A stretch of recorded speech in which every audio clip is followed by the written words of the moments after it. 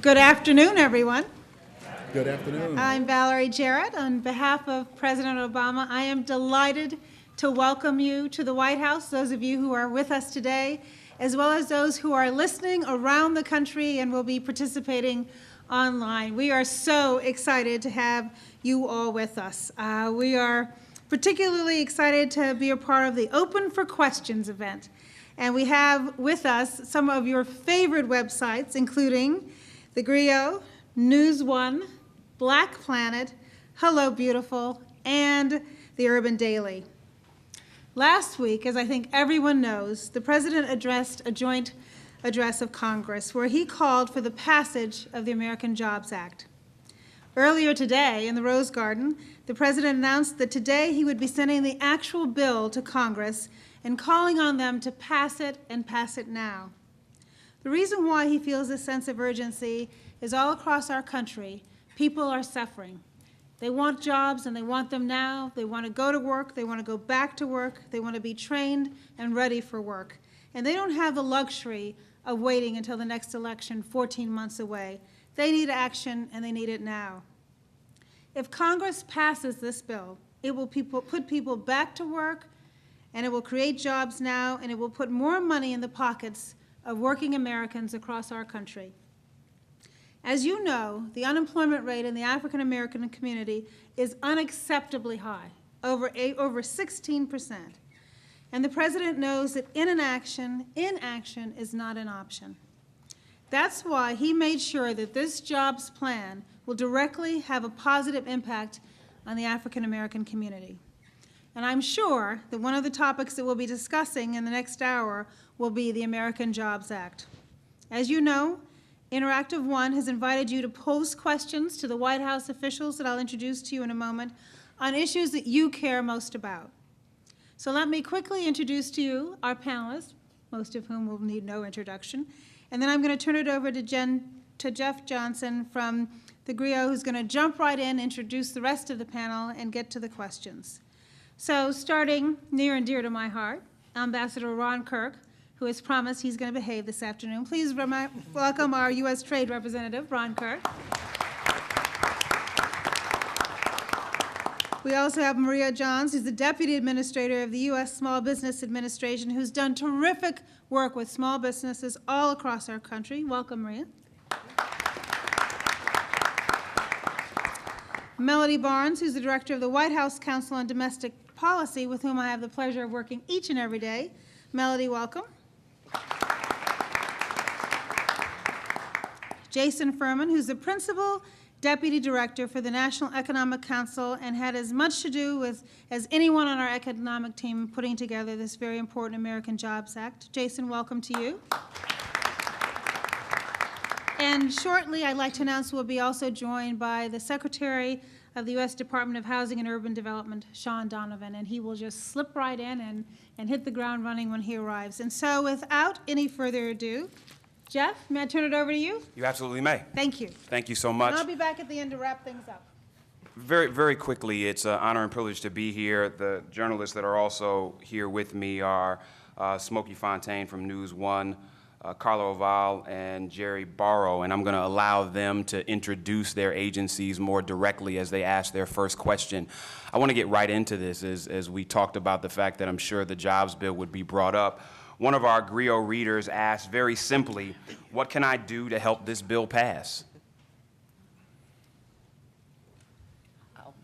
Please, anyone. Oh, okay, well, great. Well, first of all, thank you all for having us here today. And I think the President said it extremely well when he spoke to Congress last week. He said that he would be going around the country.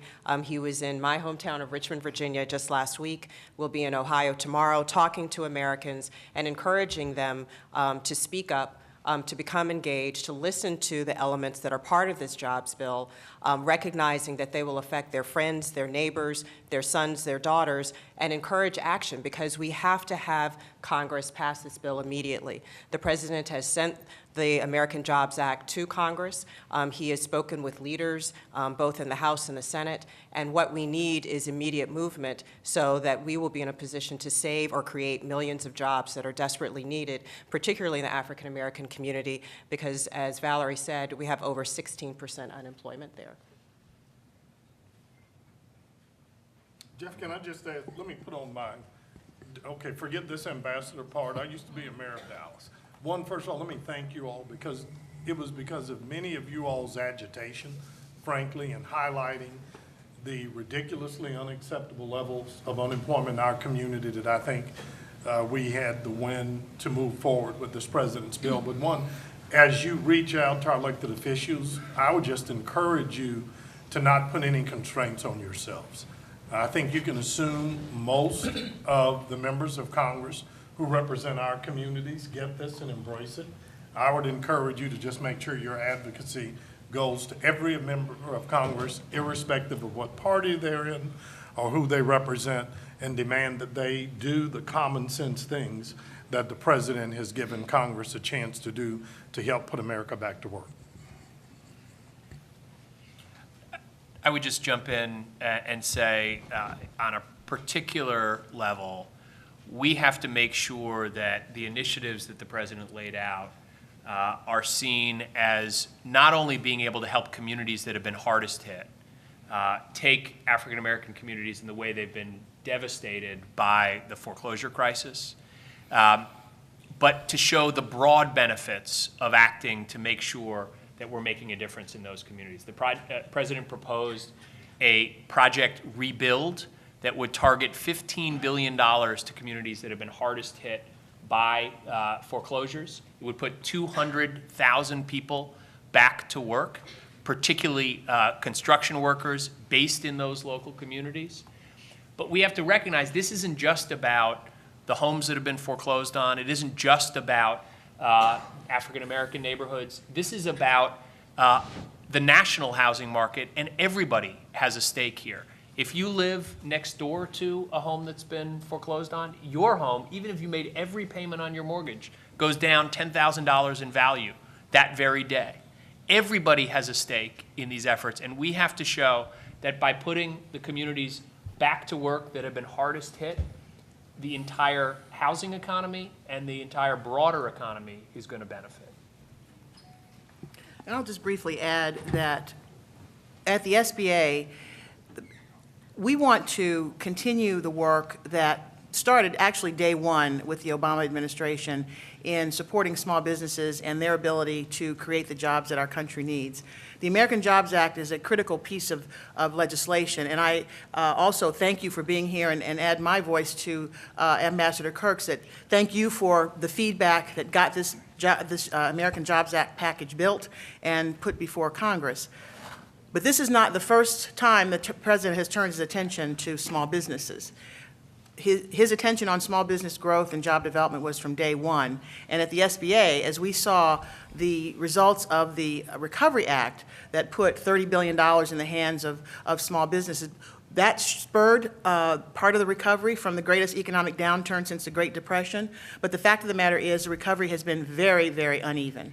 And that our community, the African American community, has suffered to a greater degree. And at the SBA, that has led us to create some very targeted initiatives to focus on bringing back the economies in the African American communities around the country. And the importance of the American Jobs Act is that it ties to that work and allows us as an agency to further those efforts. Good afternoon. Jerry Barrow from TheUrbanDaily.com. One of our readers, Nia Lee, writes in, as a college student with a medical condition and an expected family contribution of $0, I can see a doctor but can't afford to purchase what they prescribed for me. Are there plans to help college students with an EFC of 0 to free or discounted medicine? Well, one thing that I would say, depending on the circumstances surrounding this particular young woman, just this year, in fact, just last month, we announced an additional component of the Affordable Care Act, and that's preventative care for women. We have also been focused on trying to bring down the cost of prescription drugs in many different ways for all Americans, particularly looking at the effect that is imposed upon seniors. But in the case of this young woman, I'm assuming, given the fact that she's in college, that she's younger than that, preventative care that's available, making sure that those who are in college have access to insurance and medical care there, but also through the community health centers that are available. That was a big part of what we did in the Affordable Care Act. So there are a number of different ways, in addition to the existing programs that we have, Medicaid, for example, to make sure that people have access to health care that they very, very desperately need. But I think, particularly if she's looking in the area of preventative care, what we've done for the first time is make sure that women who have never had preventative care targeted specifically towards them have the kinds of services that they need, services that are extremely costly, that if they don't have access to can lead to extended hospital stays, can lead to more expensive healthcare procedures, have access to these kinds of services. And we're making sure that that's available to college students as well. Again, not knowing her circumstances, but also making insurance available to college students and those up to age 26 who can stay on their parents' insurance is another way that we're making sure that people are getting the kind of, young Americans are getting the kind of coverage that they need. Smokey Fontaine, NewsOne.com. So often, so many of the traditional kind of job initiatives and programs don't well serve the African American community. One of our readers writes in, what out-of-the-box, quote-unquote, methods for job creation is the administration taking, and are there any new ideas in the American Jobs Act? Maybe I'll take the first shot at that, and I think that's a very good question. Now, to some degree, you do want to take things that work. You have, for example, highway construction, and there's a formula for how that money goes out, and it's easy, and you put more money into it, and more of that money goes out. But then you want to do things to make sure that people are really getting those jobs that you're creating through that. And we have some innovative ideas that we've worked on with Melody to make sure that a lot of the communities that don't often get those types of highway jobs have access to them, whether it's training money, streamlining the process for contracting, and really making sure those jobs are there. In the American Jobs Act, the President also has the largest reform in unemployment insurance in 4 decades, and preserves its core function, which is protecting you when you don't have a job. You paid into it, you bought insurance. If you can't find a job, you're looking for work, you should get your unemployment insurance. But also at the same time, for people who want to use it in that way, helping turn into something that can connect you with jobs, connect you with employers, whether it's training on the job work, sharing a job with someone else if it comes down to that, and getting yourself back into the workforce more quickly if that's what you choose to do. There's also ideas in here that Melody could speak more to that include areas like summer jobs, subsidized jobs for folks on TANF, but then also a pot of money for new innovative ideas to see what ideas flourish, what comes out of it, so that we can use some of the tried and true things we've done in the past and combine them with new and innovative approaches, all at the same time bringing the best evidence to bear so that we're learning from this experience and doing even better in the future. Yeah, I mean, to pick up on what Jason is saying, it's a combination of new ideas and also old ideas that we know worked. I mean, we know that when we passed the American Recovery Act, that we were able to bring hundreds of thousands of people back into the workforce through our subsidized job program.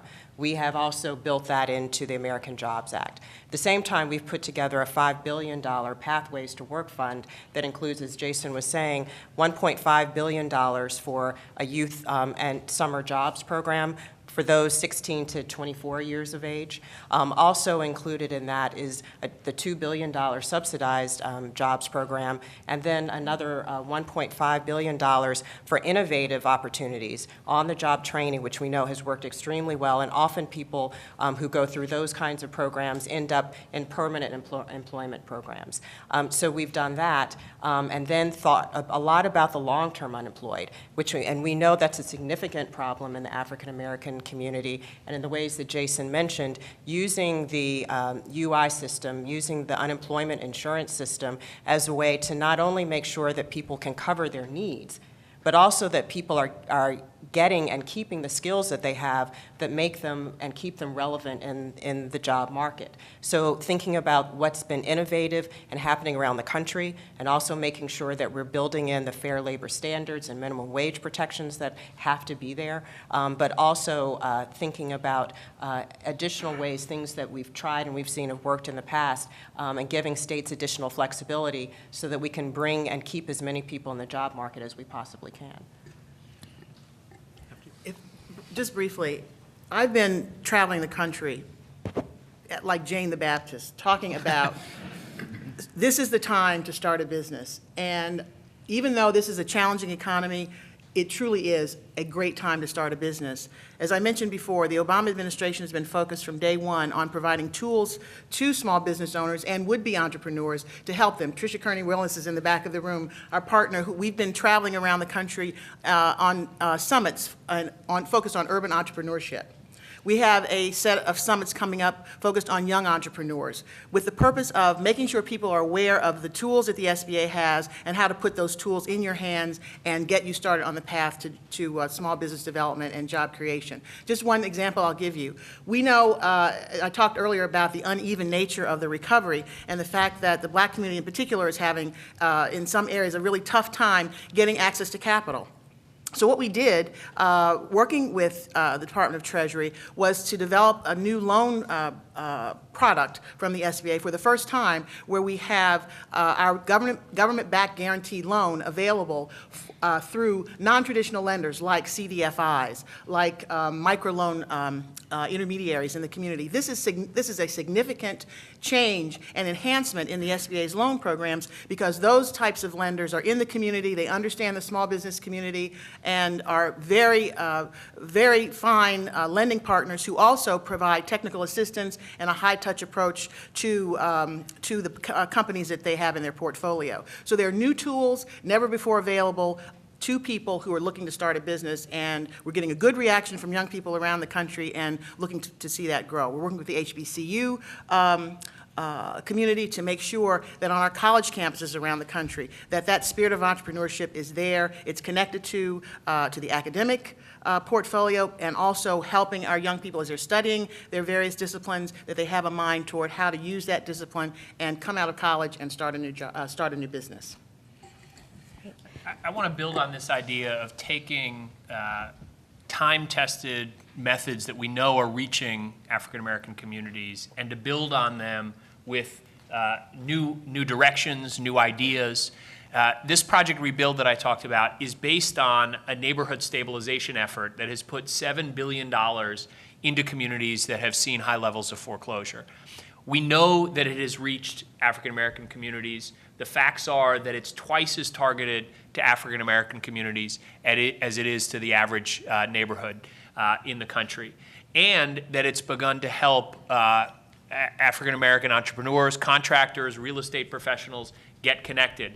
But we wanted to take it a step further. In fact, Jeff and I were together at a Congressional Black Caucus Jobs Fair in Town Hall recently in Ohio, where this issue came up. How do we continue to put construction workers to work in African American communities that have been hard hit? And so we've added a number of things. One of the things that we heard was that it's not just about residential properties. We have lots of storefronts sitting vacant in these communities. It's retail. It's also, it may be industrial buildings or warehouses. So we've expanded this effort to include up to 30% of the funding that can go to commercial or industrial properties or retail properties as well. Another thing that we heard is that, well, it's great to long-term be able to fix up these homes, put people back to work, but there's also a short-term problem here.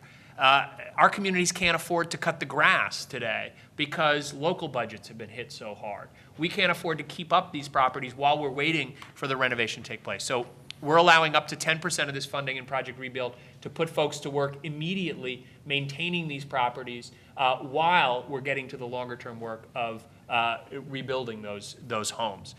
We're also bringing in new partners, nonprofit partners like the Urban League and others that are able to bring new skills, new relationships. We're not just giving out formula dollars. About $10 billion of the money would go in formula to local governments, but an additional $5 billion would be competitive, open to nonprofits and community-based for-profits that could bring a different perspective, different relationships, and a different ability to work on these in African-American communities. So 3 new ideas that have come out of town halls and other things that we've done around the country to really take this to the next level in African-American communities. This is Carla from HelloBeautiful.com and Black Planet. And Diane Goodman, a HelloBeautiful reader, asks, what would it take to get manufacturing jobs back in the U.S.? With so many jobs being moved offshore, what has the manufacturing sector largely been written off? Is there a plan to make America attractive to manufacturers in the long term?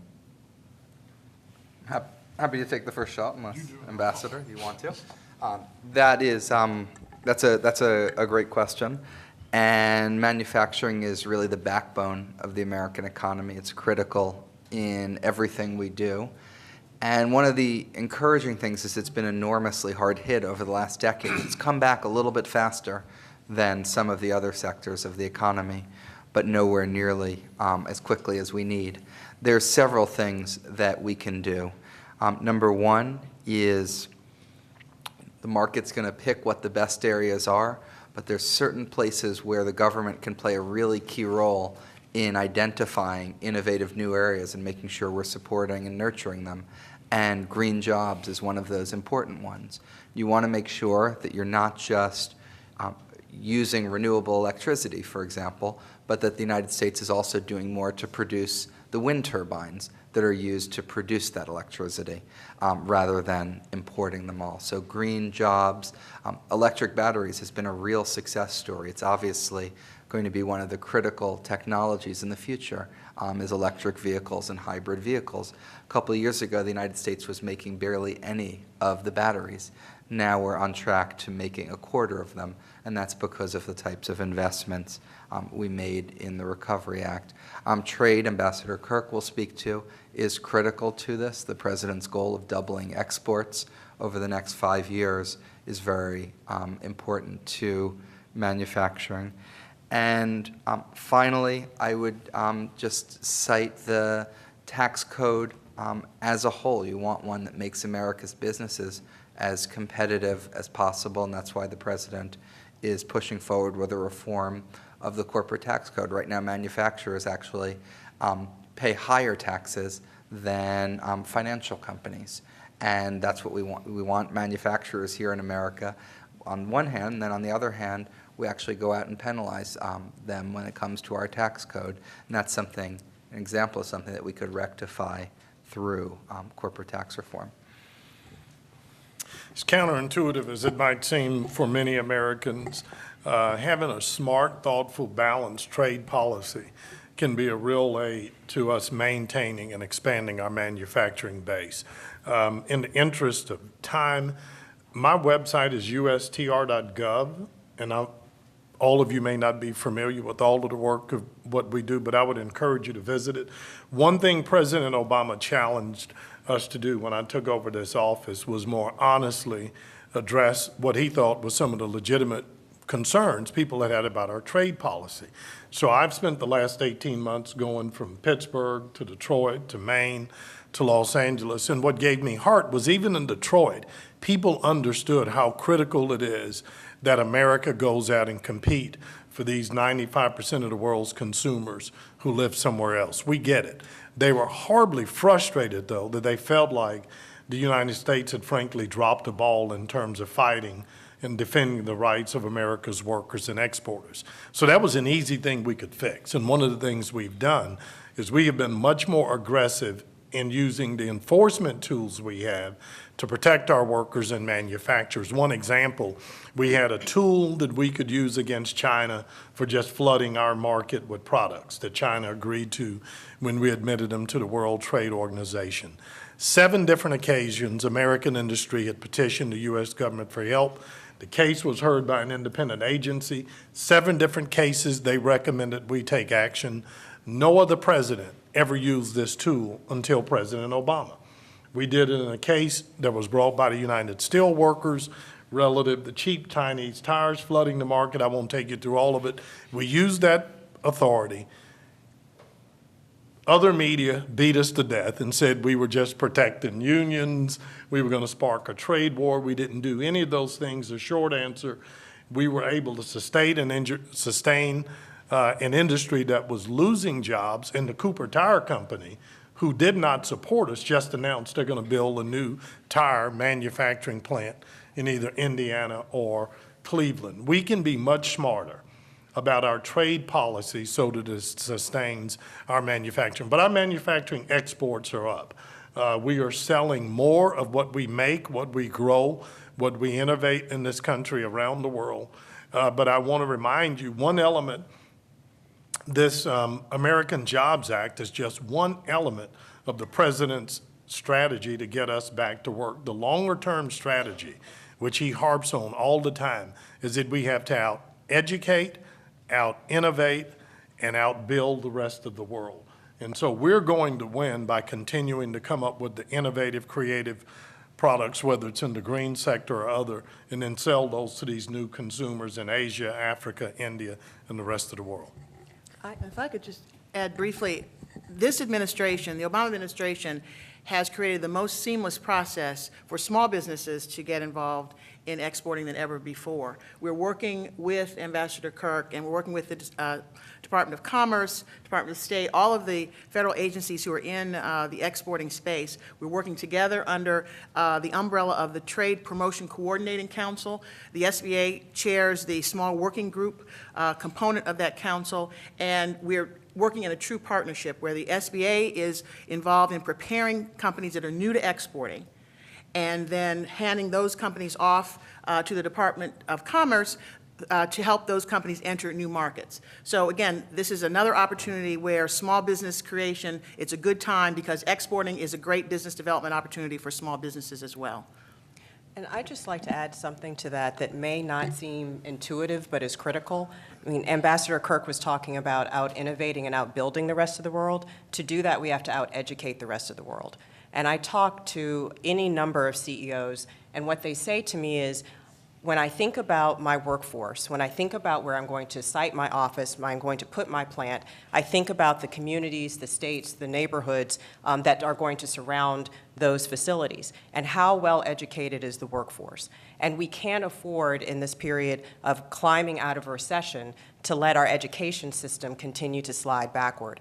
And not only in our overall policies that the president has been talking about for the last couple of years have we been focused on education, but embedded in this bill, in the American Jobs Act, are critical elements to do that. We know that about 280,000 education jobs are on the chopping block if we don't do something about it. And the president has included money here, $30 billion, to make sure that we can create and save those kinds of jobs, starting with early educators all the way through K through 12. And similarly, we've got to make sure that we're modernizing our school facilities. You know, we were in Milwaukee. I was in Milwaukee with Secretary Duncan on Friday. The average age of an education facility in Milwaukee is 70 years old. The average age nationally is 40 years old. You can't educate children for the 21st century when they're in facilities that were built for the last century. So this bill includes money to make sure that we're not doing new building, but that we are updating, you know, things like asbestos abatement just to make sure our kids stay healthy, but also we're adding those science and technology labs so that as we're updating our curriculum and we're focusing on science and math and engineering, they can actually go in the lab, they can go into their science classes and other kinds of classes and get those hands-on experiences. So this bill, that's kind of thematic for this bill, it's building on the things that we're talking about, the things that we think are critical to grow our economy overall, not to mention creating and saving jobs. Can I just add one more note, because Melody reminded, I think, and Carla, this goes to your point, what else are we doing? The president also appointed a jobs council, some of the biggest CEOs across the board, and one of the things they found, and I think immediately, I mean, they've identified like 200,000 jobs in manufacturing right now that are going unfilled because we don't have the skills in math and sciences to fill that. So they're working with community colleges and others, and undercutting a lot of this, again, for our community particularly, is education. And, you know, and I joke with people all the time that the best thing about my job, I'm in India, Africa, Asia all the time. And when I was a kid growing up, you know, and you all aren't as old as I am, our parents, when they put something before us and we didn't like, would always say, boy, eat your so-and-so children in Africa, China, you fill in the country, are starving. Well, let me tell you now, they may be hungry, but they're reading while they're starving. And I don't go anywhere in the world. I don't go anywhere in Africa, India, Asia. I don't meet a young person who's not polylingual. I mean, these kids speak their native dialect. They all speak English. They speak French. I mean, you get my point. We really have to get back to making sure our kids, first of all, stay in school, but particularly begin to get the language skills that they're gonna have to compete in a global economy. And that goes to the core of our manufacturing industry in America is not the old heavy industry. This is a very advanced, you know, innovative. I would challenge any of you to go visit today's steel mill. It looks nothing like what you may think. It is the most high-tech industry you could imagine. So there are jobs there, but to sustain them, in addition to making sure they have the level playing field, we need to make sure we have the skills to take advantage of them. Ambassador Kirk alluded to some of the tools available to the president to make some decisions. And one of the TheGrio readers, Jay Pettles, says, when George Bush was in office, he accomplished some of what he wanted via executive order. What can President Obama do via this method? For instance, could he have avoided some of the challenges the administration is facing by using his executive powers? And if so, why didn't he? Well, I'll start out by saying we think, and you know, Jason and I see each other in meetings every single day, and we're in meetings with our other colleagues and often with the president, and we think about the range of tools that are available. There are certain things that we can only do legislatively, and in those areas where we're able to move aggressively using administrative authority, using executive order, using presidential memoranda, we've done so. The president alluded to it when he spoke on last Thursday before Congress, things that he has charged this administration with doing to try and advance the cause of job creation, and in fact making jobs easier. I think one of the things going to the work that Marie is doing so expertly is thinking about one-stop shopping for our businesses. I mean, many of you out there are probably business owners. You know, I live with and work with and have friends who are business owners, and trying to navigate what can often be the maze of the federal government can be really difficult to figure out how do you access the resources available to you. We're thinking about how to make that much easier and go much more aggressively. You know, one of the things that Secretary Donovan has been actively involved in, and the president also mentioned in his speech with regard to housing and what we can do on our own to try and improve the housing market, try and lift the burden that exists on so many, particularly in the African American and Latino communities, using our executive and administrative authorities. So make no mistake about it, we are thinking every day about what tools we have available to us. Let me sorry, Jason, let me just jump in and follow up Melody's point there, because I think it's incredibly important. I bet a lot of people, even in this audience, don't know that 2 out of every 3 African Americans who bought a home last year used FHA financing. 2 out of 3.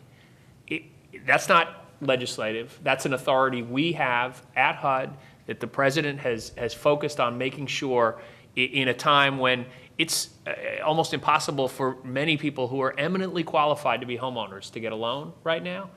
FHA continues to be very focused on serving African-American communities. What the president announced last week is that he is pushing us using executive authority to go even further, to make sure, because we have millions of families that are underwater in their mortgages right now, even though we've got the lowest interest rates in the last 50 years, you can get a 30-year fixed rate loan for almost 4%, many people, because they owe more on their homes than their homes are worth, and this is particularly true in African American communities where the housing crisis hit so hard, you can't take advantage of it. That would be like a more than $2,000 a year tax cut to those families just if they could refinance their mortgages. So he announced that we're going to be working with Fannie Mae and Freddie Mac and FHA at HUD to make sure that we open up refinancing to those families. And guess what? That's good not only for the homeowners, it's not only good for those communities, it's also good for Fannie Mae and Freddie Mac because they get safer loans out of it as well, and that helps the taxpayer. So that's an example of the kind of thing that we're doing that the president has said, use every authority at your means to make sure we're pushing it. Right, and Just to that point, Secretary, what other tangible signs do you see or can the community see of the recovery for, say, a non-believer who's living in an urban area, who's surviving, struggling? What can they see if they're somewhat cynical to say, I don't feel the recovery, I don't see the president's policies helping me enough? What other tangible things can they look for? Well, look, and the president has said this himself, we're not there yet. We haven't gone far enough.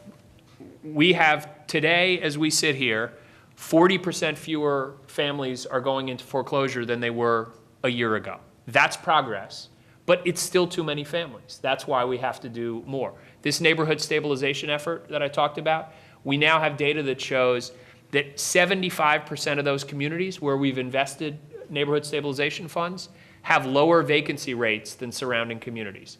2/3 of those neighborhoods have, their house prices have done better than surrounding communities. So there is real evidence, but we're not done. We've got to go farther.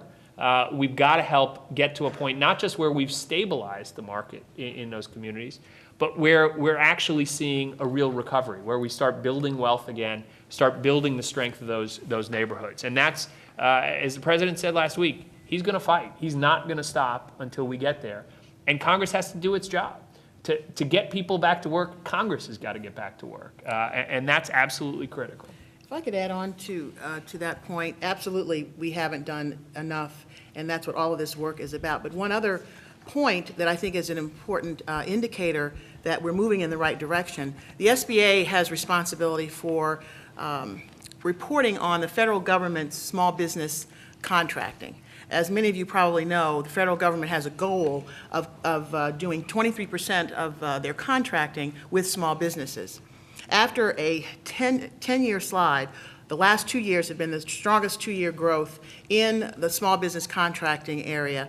And the SBA just put out the scorecard for fiscal year 10, and we hit 22.7% small business contracts with the federal government. Now, we won't be satisfied until we're at 23% and beyond, but that 22.7 is the strongest number that we've seen in many years.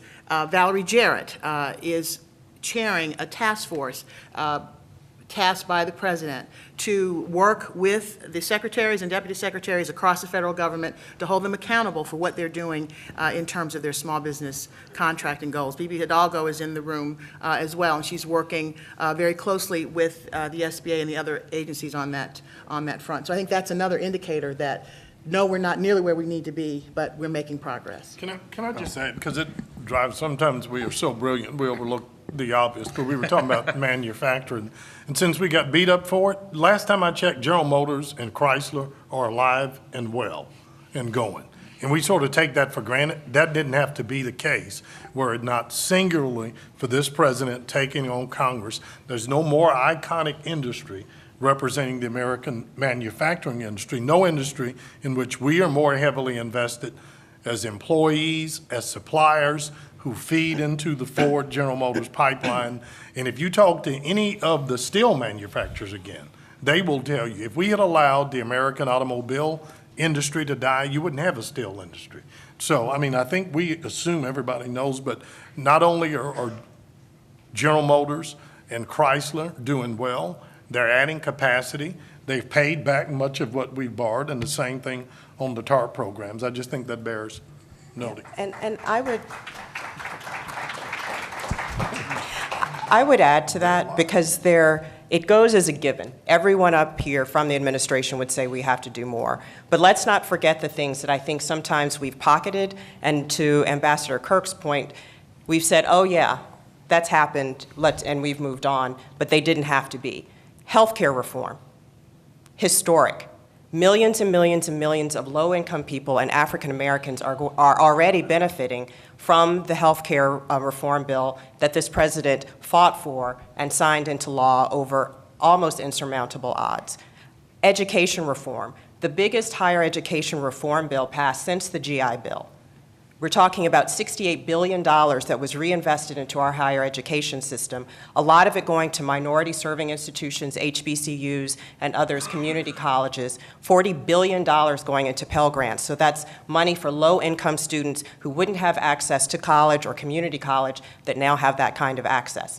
Billions of dollars literally going into our early Head Start and Head Start program to make sure that low-income toddlers and children who often enter kindergarten with a 60-point deficit have a better start and are able to enter kindergarten with some kind of opportunity. Promise neighborhoods, choice neighborhoods. We're talking about some of the most innovative programs to make sure that we have wraparound, holistic services focused on housing and education for low-income people, often in urban areas. Strong cities, strong communities, another innovative program done in partnership with Secretary Donovan and others to make sure that we're looking at our urban centers, those that have a plan but haven't been able to get over the finish line. We're talking about Detroit, we're talking about New Orleans, we're talking about Fresno, we're talking about Chester, Pennsylvania. The list goes on from there to make sure that we're working with local communities based on their plans to get them over the finish lines, expanding earned income tax credit, the child tax credit, in ways that help low-income families. I can go on and on and on. Not enough, but significant, significant investments by this president to make sure that we're serving low-income Americans in urban America in the way that it needs to be served and supported, because we need all hands on deck if this economy is going to succeed. I have a collective question from our interns at the Urban Daily. The federal work study program is invaluable to all of them. It was to me when I was an undergraduate. But the work that they find themselves doing isn't always relevant to their course of study. And what they're finding now with their internships is that the schools are requiring them to register for a course for the internship in order to get credit, which means essentially they're paying for their internship. Is it possible to expand federal work study programs so that students can be paid to work in corporations that are more relevant to their course of study and would give them more experience once they graduate? That's an interesting question. I would have to look into that specific issue. I don't know the answer off the top of my head to that. I can tell you that the work that we've been doing has been very focused on aligning what the experienced students are getting in school with the kinds of jobs that are going to be available when they finish, whether it's a certification program at a 2-year institution or getting that degree from a 2-year community college or a 4-year institution.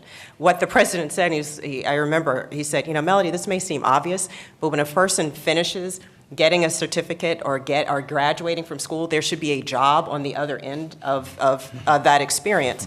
Obvious, but not always the case. So we've been working very creatively and in innovative ways to try and put money in the community college system to encourage innovative curriculum.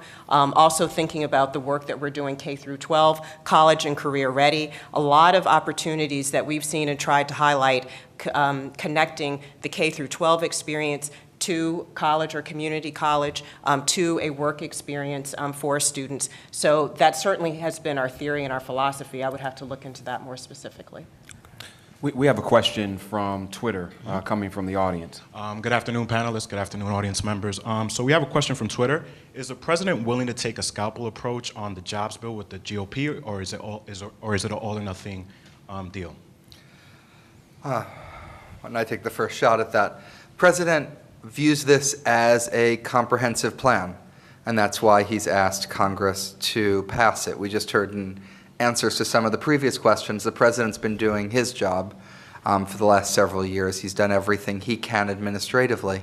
But if you want to prevent hundreds of thousands of teachers from being laid off, there's nothing he can do by himself. Congress needs to pass the American Jobs Act.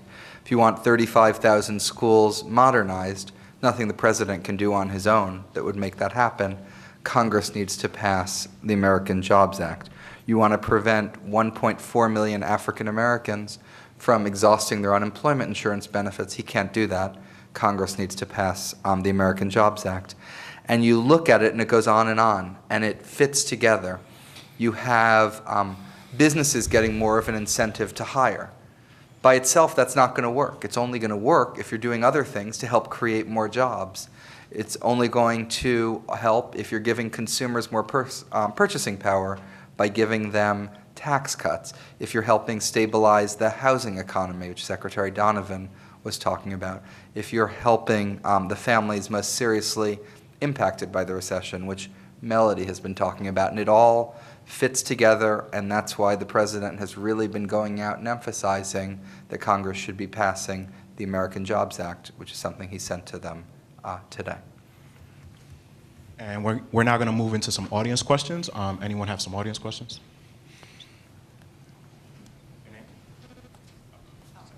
Okay.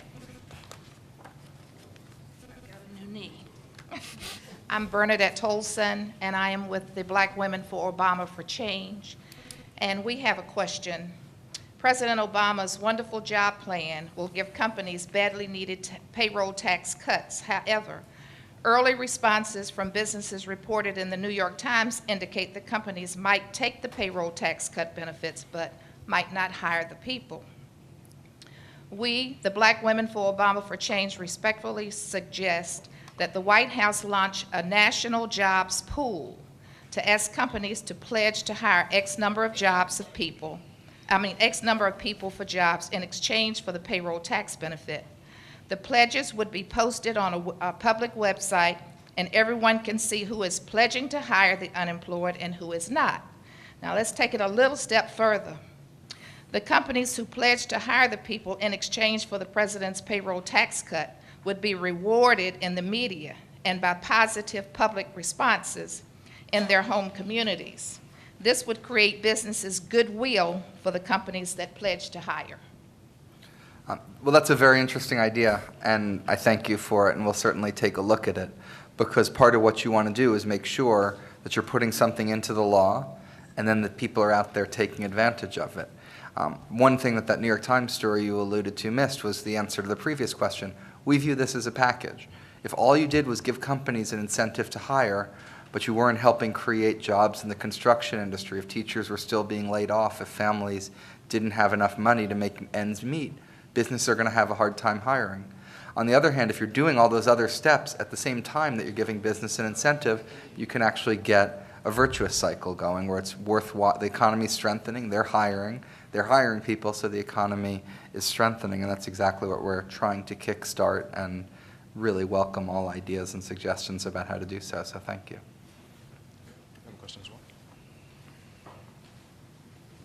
Thank you all for taking the time to talk to us today. I'm Erica Williams from Citizen Engagement Lab.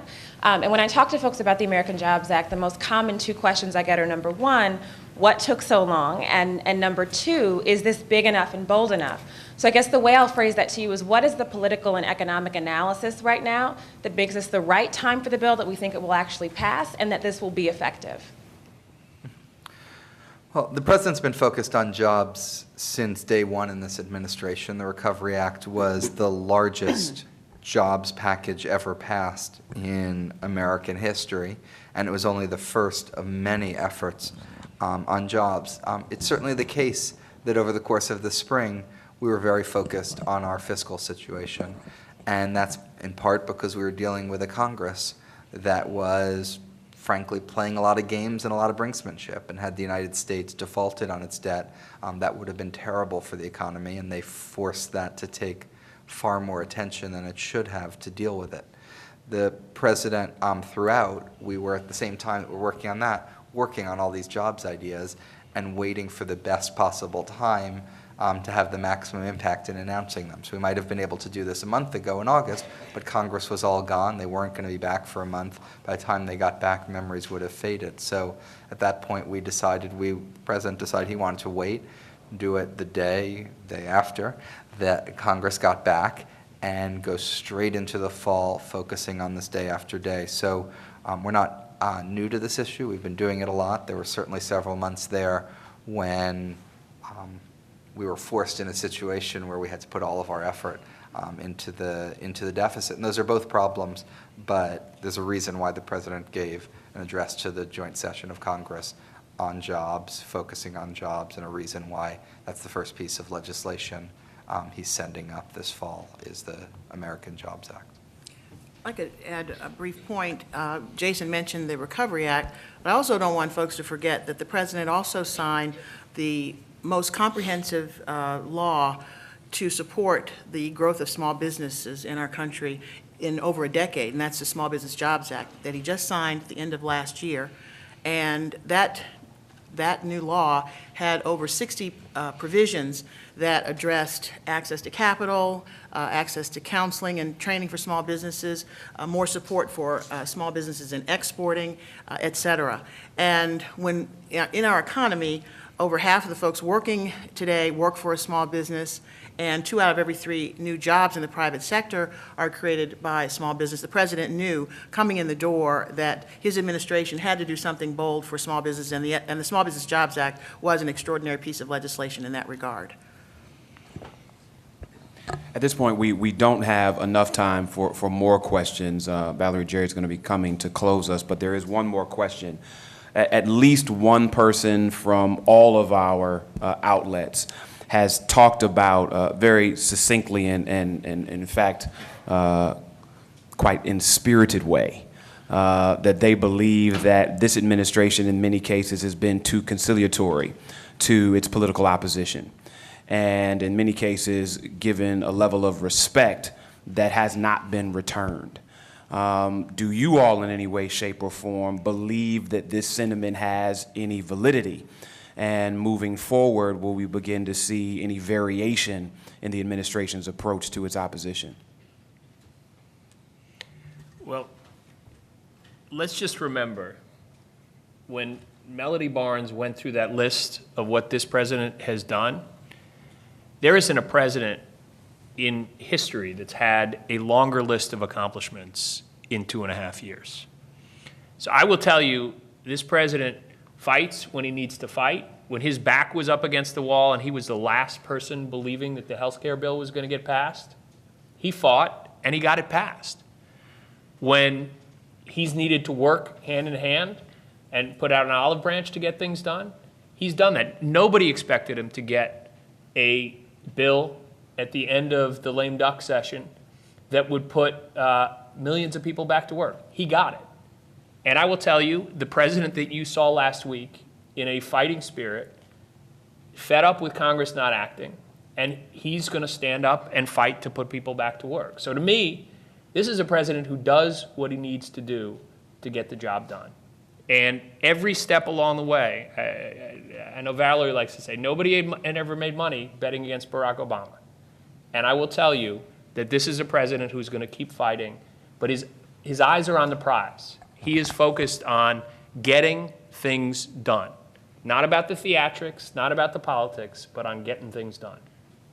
Yeah, and I think it's instructive to remind people, at least for those of us that have been involved with this president since this whole notion of him occupying this office was a dream. And I just enjoyed the fact that every step of the campaign, they've always been asked these questions about Barack Obama. Is he tough enough? But I remind people, to some degree, we're all who we are.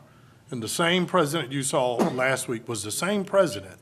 If you remember, before we took office and we had the first news of the financial crisis, and one of the other candidates suspended his campaign and rolled back to Washington, was going to fix everything, and everybody kept saying, where's Barack Obama? Until you found out that he had convened the best and brightest minds to make sense of what was going on and come up with an intelligent response. And that's his MO. And he's done it every step of the way. He's going to continue to do it. Believe me, he feels what you feel. We can all see things for what they are. But he is president because he is brilliant, he is calm, he is he's very collective in his thought. And as my mother would say, you're never going to be in a bad world when you choose to be more gracious to someone else than they can be disrespectful to you. And for those of us who grew up in the South, I didn't learn that lesson as well as President Obama, by the way. But at least my mother used to always tell me, you got a choice every day. Do you want to be meaner to them? Your goal ought to be nicer to them than trying to be as mean as they are to you. And I would tell you at the end of the day, I think we're going to do just fine. And Ron, a Ambassador Kirk, just want to interrupt you for a second. I know all of us have thoroughly enjoyed interacting with you and you watching this, but I want to introduce someone now who I think is the best person to talk about these issues, the President of the United States, President Barack Obama. Hello, everybody. Hello, hello, hello.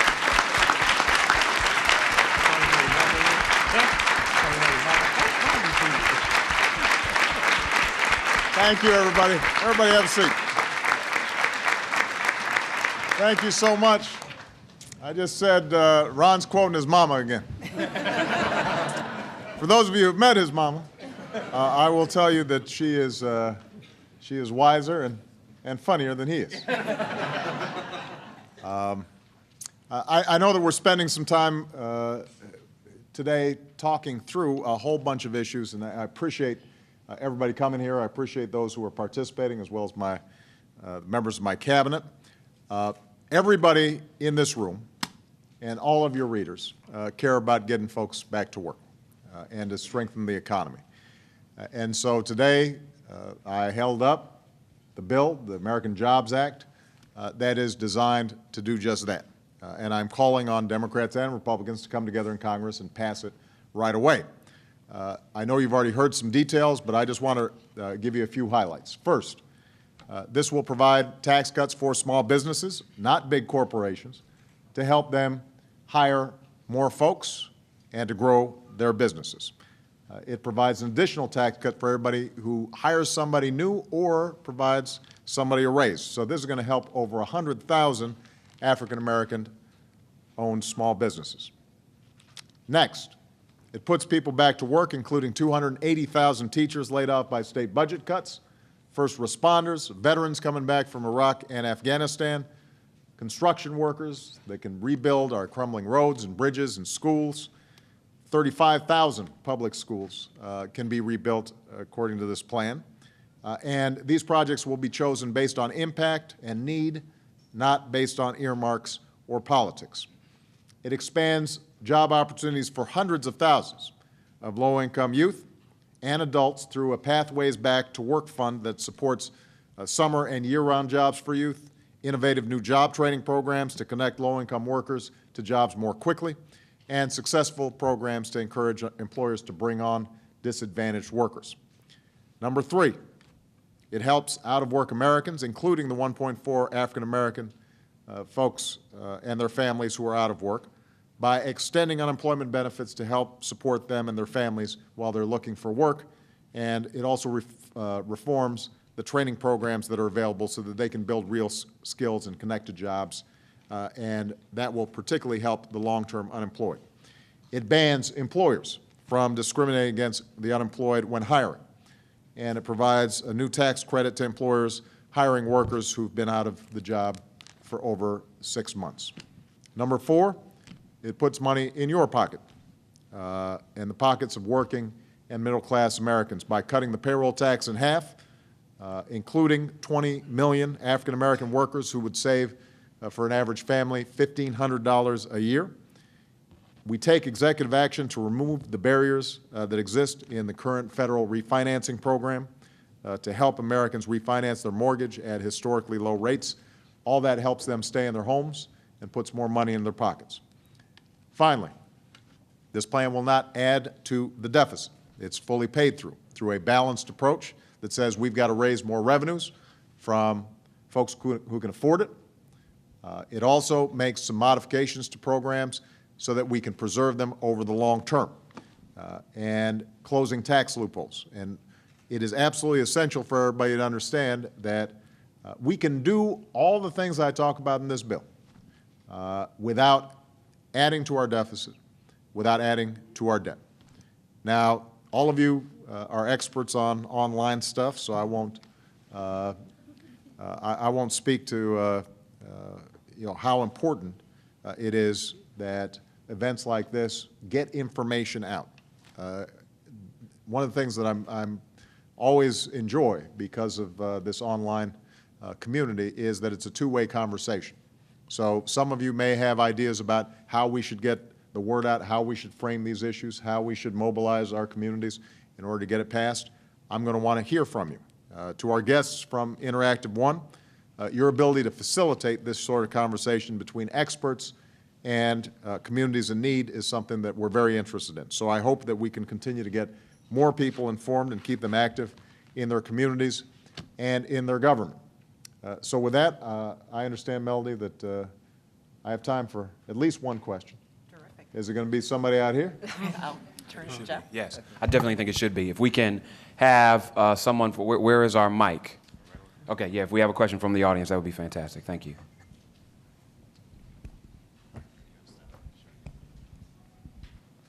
Thank you, Mr. President.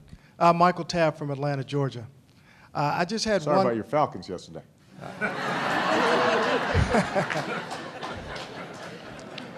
Let's keep on a positive note. Who were they playing again? Let's keep on a positive note. Was that the Chicago Bears that he was playing? We'll see you again in the playoffs. I had one question.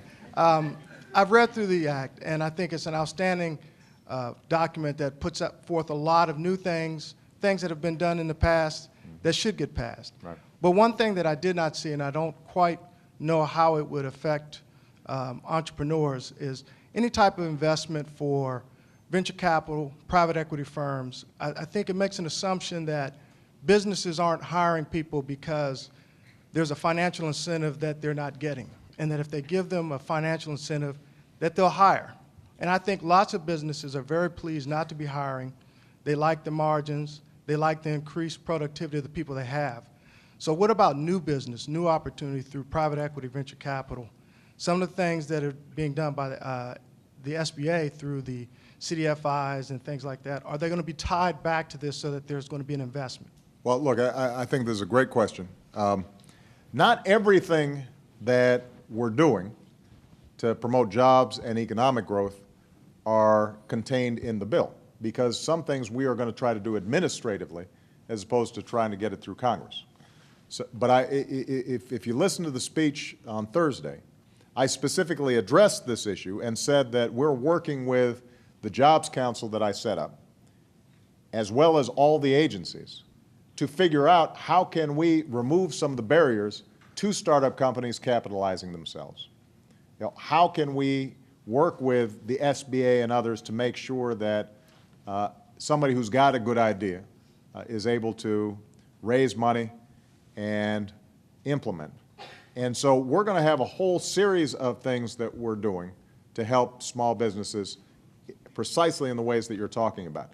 We just don't think that we need necessarily new authority from Congress in order to get that done. So understand this jobs bill is not exhaustive. There are a whole range of things that we're going to be doing. What this describes is what we need Congress to do in order for us to be effective. But there's some things we can do administratively. For example, the federal government is a major purchaser. You know, we have taken a lot of steps over the last couple of years, and we're going to continue to take more steps so that small businesses have the ability to access contracts with the federal government. Right now, it's very difficult to do because typically the size of these contracts are so big, they're all bundled and packaged, and it gives a huge advantage to somebody who can come in and they've got the bonding capacity and all the ability to fill out every form and meet every federal requirement. You know, A, we want to give technical assistance to folks so that they can have access. Number two, can we break up some of these contracts so that they're smaller so that small businesses can apply? And number three, just something that I may have mentioned in this, I think I mentioned in the speech on Thursday, can we speed up payments to federal vendors? You know, if you're Lockheed Martin, you know, you getting paid over the only after 30 days is no big deal. You know, if you're a small business who's you know, contracting with HUD, you know, getting paid in 15 days instead of 30 days might make all the difference in the world in terms of you being able to grow your business more rapidly. So we're going to be doing a whole bunch of stuff that's not in the bill, but the bill has to pass in order for us to achieve the kinds of scale that are necessary to start bringing our unemployment rate down in a significant way. That was such a good question, I'll take one more. President Obama, we have a question from one of our Twitter users. Currently, 10% of U.S. workers are employed by nonprofits. What in your jobs bill is going to spur more nonprofit job growth? Well, first of all, the biggest loss that we've seen in employment over the last 2.5 years has been in state and local government. And so the reason we emphasize teachers, first responders in particular, is because that's where the job losses have been most prominent. We've actually created jobs in the private sector to the tune of about 2 million over the last 17, 18 months. But they've been offset by folks being laid off, teachers, first responders at state and local governments that are really feeling pinched. In the non-for-profit sector, obviously, things have been tighter during the course of this recession. That means their fundraising has suffered, and in some cases, they've had to lay off workers as well. I think our goal here is to make sure that this administration continues to support smart non-for-profits that are partnering with the private sector, but also government, in order to achieve the kinds of goals that we've set for ourselves as a country. So, for example, when we have said that we want to do more on early childhood education, a lot of that's not government. If we're budgeting for that, that is giving non-for-profit organizations the capacity then to be providers in that space. When we talk about on the healthcare front, we were able to preserve a big investment in community health centers. A lot of those are non-for-profits. So our budget has been reflective of and recognizing that non-for-profits are a critical component of delivering important services, building capacity in our communities all across the country. One thing that is very specific in this jobs plan, for example, is neighborhood stabilization. I don't know if Sean has talked about this. There are a whole bunch of communities all across the country, and some of the communities where you guys come from, if you're from Cleveland or Detroit or other places, where you got entire neighborhoods full of foreclosed homes. What can we do to turn that around? Can we rehab some of those buildings to make them rental properties? In some cases, do you just clear those buildings out and create open spaces and parks and recreation facilities for kids? And so in this plan is a neighborhood stabilization expansion, and a lot of that work would end up being carried out by non-for-profits as opposed to directly by the government. All right? Okay, everybody, so I want you guys to pump this up. Look, we are in a critical juncture here. I've been fighting for 2.5 years to get through this economic storm. And we have stabilized, but we've stabilized at an unemployment rate that is too high, and too many people are still hurting. For us to take that next step requires us to do more. And this Jobs Act can deliver. There's going to be enormous resistance. And right now, our politics makes it tougher to get things done here in Washington unless the voices of the American people are heard. So I need people to be out there promoting this and pushing this and making sure that everybody understands the details of what this would mean. So that one of two things happen. Either Congress gets it done, or if Congress doesn't get it done, people know exactly what's holding it up. And we're able to continue to apply pressure so that we can actually do what's right for the country. All right? Thank you, everybody. See you.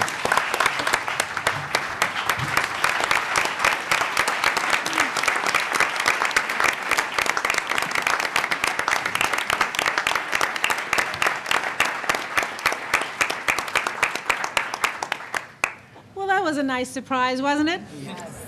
When the president heard you were here, he said, another important audience for me to go and deliver my message to, because as he said, He's going to take his message all across the country, and you all represent such a huge part of our country that needs to hear this message and hear it today. So we want to thank you again for coming today. We want to thank Interactive One for creating and working with us on this forum. As the President said, we can't do this without you. We want your help. We want your engagement. We want your terrific questions. We want your suggestions. Again, as he said, it's so important that we get this act passed, but this is the beginning. We have to keep going each and every day, and we're always looking for new and fresh and exciting ideas, and we encourage you to not just interact with us here when we have a big audience, but to feel welcome to contact us individually whenever you have a great idea, whenever you have a great question. And then we ask you to do one thing, and that is communicate back out to your networks, because that's how America should work. It should be an interaction, it should be an engagement, and we are here to serve you. And so help us help you. Thank you very much, everybody.